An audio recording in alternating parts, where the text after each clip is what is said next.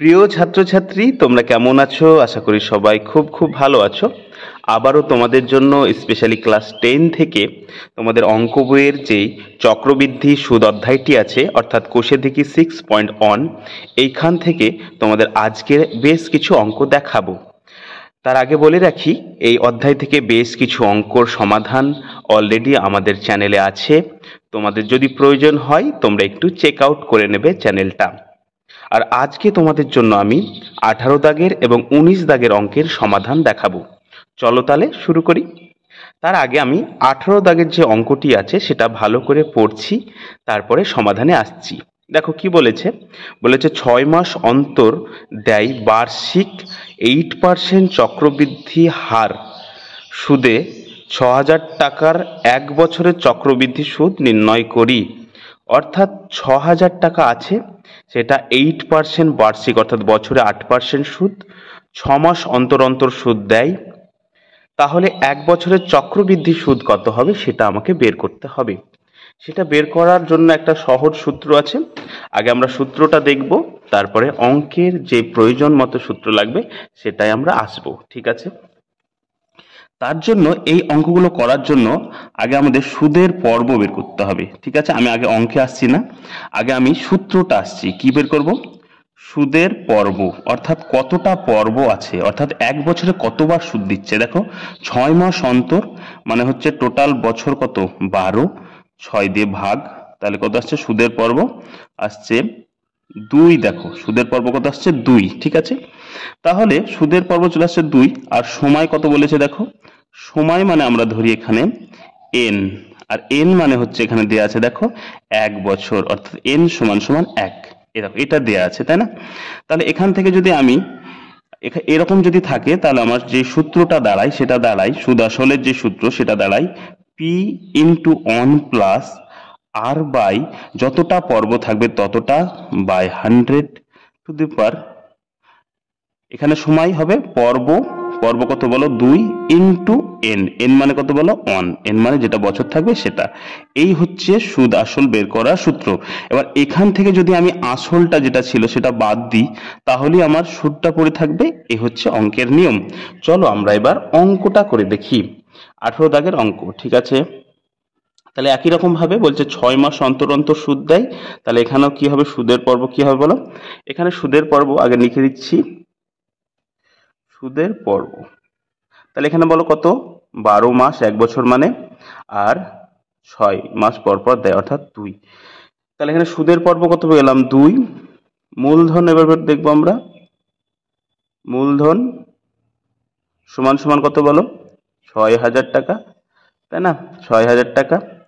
এবার এখানে আরো জানতে হবে আমাদের কি, রেট, সুদের হার, তাই না? সুদের হার। ঠিক আছে, সুদের হারটা এবার দেখবো কত আছে। সুদের হার হচ্ছে 8%। কত? 8%, এটা সুদের হার। আর আর কি দেয়া আছে, সময় দেয়া আছে, তাই না? সময়, সময় কত দেয়া আছে দেখো, 1 বছর, অর্থাৎ 1 বছর। আমরা এটা লিখে ফেললাম। এবার আমাদের কি লিখতে হবে? এবার লিখতে হবে যে চক্রবৃদ্ধি সুদ আসল কত হবে সেটা লিখতে হবে। তাহলে চলো লিখছি। অতএব অতএব চক্রবৃদ্ধি সুদ আসল, চক্রবৃদ্ধি সুদ আসল বা সমল চক্রবৃদ্ধি সুদও তোমরা বলতে পারো। ঠিক আছে, এখান থেকে সূত্রটা কি দেখো, পি ইন্টু 1 প্লাস আর, আর এর পর নিচে কি লিখবো, যতটা পর্ব আছে 2, সূত্র অনুযায়ী কত 100, আর এখানে কি লিখবো, যতটা পর্ব আছে তার সঙ্গে বছর, কত বছর 1, এটা হয়ে গেল সুদ আসল। তাহলে এখান থেকে এবার কি করব, ভ্যালু বসাবো আর ক্যালকুলেশন করব, তাহলে আমাদের অঙ্ক কি সমাধান হবে। তাহলে ভ্যালু কত আছে দেখো, পি সমান সমান দেখো 6,000 টাকা ইন্টু 1 প্লাস আর বাই 2।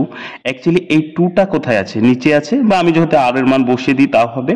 আর এর মান বসালাম 8, 2 বাই 100, এখানে 2 এর সঙ্গে 1 গুণ করলে হয় 2, এটা হয়ে গেল। তাহলে আমি এখানে পাচ্ছি কত, 6,000 ইন্টু, দেখো এটা এটা কেটে যাচ্ছে, দেখো 2 4 দুগুণে 8, তাহলে আমি কত পাচ্ছি 1 প্লাস 4 বাই 100 পাওয়ার কত 2, এটা পাচ্ছি। তাহলে এবার আমরা কি করব, এবার আমরা লিখব, এবার আমরা লিখব 6,000 লিখলাম। এবার এই যে জায়গাটা দেখতে পাচ্ছ 1+4/100, এই জায়গাটার কি লসাগু হবে? তাহলে লসাগু কত হবে? 100 হবে। 100 যদি লসাগু হলে 100 সঙ্গে 100 যদি গুণ করি তাহলে কত হবে? 100, আর ওটা যোগ করতে হয়, তাহলে কত হবে? 104 তার স্কয়ার। অর্থাৎ 104/100 কবার আছে? দুবার আছে, তাই না? তাহলে আমরা 6000 লিখলাম। আর এটা তো গুণ রূপে দুবার আছে, মানে 104/100 ইন্টু 104/100 লিখে ফেললাম। এবার জাস্ট কাটাকাটি, আর কিচ্ছু না। দেখো এখানে 3টে শূন্য আছে, তাই আমি এইখান থেকে 3টে শূন্য কেটে দিলাম। এবার কি করতে পারি দেখো, আমার এখানে পড়ে থাকলো 6, এখানে পড়ে থাকলো 104/10, আর এখানে শুধু 104। তাহলে আমি যদি 6 রেখে দিলাম, আর 104, দেখো 104 ইন্টু 104 গুণ করি, তাহলে কত আসছে দেখো? 4 4 16, 6 হাতে পড়ে 1, কিছু নাই তাই 6, 4 একে 4। আবার দেখো 0 0 0, আবার গুণ করে দিলাম 4 0 1, এ দেখো 6 1 8 0 1, কত হলো? 10,816। কত হলো? 10,816। নিচে কত আছে? 10 আছে, থাকতেই পারে। এবার দেখো এই 6টা কত? 10,806 সঙ্গে গুণ রূপে আছে, তাহলে গুণ করো। 6 6 36-এর 6, 6 6 36-এর 6, হাতে পড়ে 3, 6 কে 6, আর 3 এ 9, 6 48, 48-এর 8, হাতে পড়ে 4, এটা কিচ্ছু নেই তাই 4 বসে গেল। 6 কে 6। এবার দেখো নিচে কত আছে? 10 আছে, আছে না?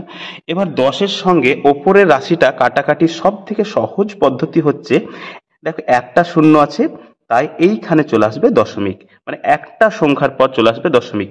তাহলে ওপরে কত পেলাম? 6,489.60 এটা পেলাম।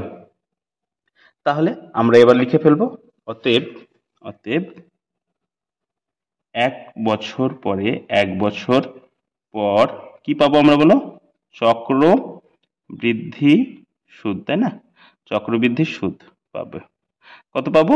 টোটাল টাকা কত? 6,489.6।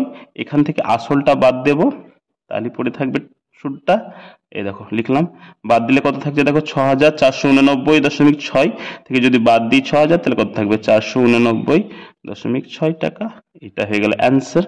আমার 18 দাগের অঙ্কটা আমি সমাধান করলাম, তোমরা ভালো করে দেখে নাও। এবার আমি কি বলছে, 3 মাস অন্তর দেয় বার্ষিক 10% চক্রবৃদ্ধি হার সুদে 6,250 টাকার 9 মাসের চক্রবৃদ্ধি সুদ হিসাব করে লিখি। এটা সমাধান করতে হবে। তাহলে এই অঙ্কগুলো করার সময় তোমাদের কি বললাম? সর্বপ্রথমে সুদের পর্বটা বের করে নেবে। তাহলে 19 নম্বর অঙ্ক লিখলাম। তাহলে সুদের পর্ব কত আসছে দেখো? সুদের পর্ব কতবার দেয় দেখো? 12 মাস 1 বছরে কতবারে দেয়? 3 বারে, অর্থাৎ 4। সুদের পর্ব কত বললাম? 4। মূলধন কত বলো?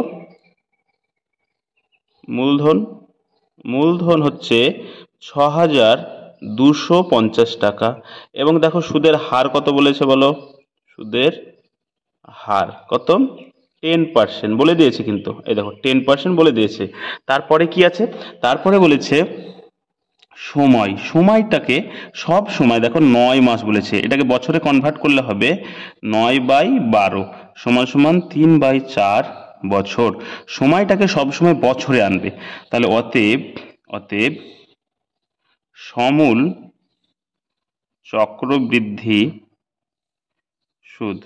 চক্রবৃদ্ধি সুদ কত হবে? P × 1 + R বাই কত বলেছি? যত হবে সুদের পর্ব তত বাই 100। ওপরে কত হবে? বছর কত? 3 × 4 ইন্টু পর্ব কত? 4। এইটা হচ্ছে ব্যাপার। তাহলে এখানে আমি কি করবো? মানগুলো বসাবো। এবার মানগুলো আমরা বসাবো, এক এক করে মানগুলো বসাই, আর তোমাদের আমি সমাধানগুলো দেখাচ্ছি, ঠিক আছে? তাহলে P = 6,250 1 প্লাস আর এর মান কত? 10, নিচে কত? 4, নিচে কত? 100। এখানে দেখো 4 4 কেটে যাচ্ছে, অর্থাৎ 3। তাহলে আমি যদি এটা সিম্পলিফিকেশন করি, দেখো এটা নিচে চলে আসবে, তাহলে 0 0 কেটে যাচ্ছে, অর্থাৎ 6,250 1 প্লাস 1/40। দেখো এটা কেটে যাচ্ছে, তাহলে 1, আর নিচে 4 × 10 = 40 টু দি পাওয়ার 3। তাহলে আমি এটাকে পাচ্ছি 6,250, আর এইটাকে যদি এলসিএম করে নিই, তাহলে কি পাচ্ছি দেখো? 4 × 10 = 40, অর্থাৎ 40 আর 1 41/10। এটা হয়ে গেল। এবার এখানে কি করব, এই যে 41/10 এটা কবার আছে, 3 বার আছে, তাহলে লিখো 6250, 6250 লিখলাম। ওর সঙ্গে কত গুণ করব, 41/40 ইন্টু 41/40 ইন্টু 41/40। এবার জাস্ট কাটাকাটি করো, অঙ্কের সমাধান শেষ হয়ে যাবে। কাটাকাটি করলেই অঙ্কের সমাধান শেষ হয়ে যাবে। কি কি করে কাটবো দেখো, সর্বপ্রথমে দেখো একটা শূন্য একটা শূন্য কেটে দিলাম। এবার দেখো 40কে যদি আমরা 5 দিয়ে কাটি 8, 625কে যদি 5 দিয়ে কাটি 125, 40কে যদি আবার 5 দিয়ে কাটি 8, এটাকে যদি কাটি 25 হলো।